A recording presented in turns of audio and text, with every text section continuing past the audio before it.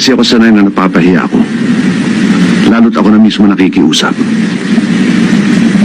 Eh kung bayaran ko ang prinsipyo mo, name your price, Captain, lalong giginhawa ang buhay mo pag nasandal ka sa akin.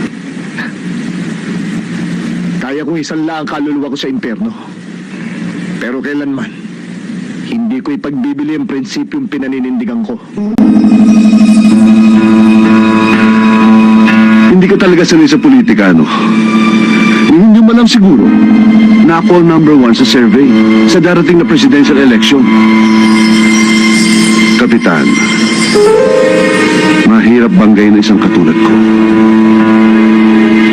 Matibay pa ako sa pader na senadong ito. Hindi ka nga dapat banggain. Pero sino man lumabag sa batas, maso ng katarungan ng katapat ito. Senador, kahit pader gigibayin ko.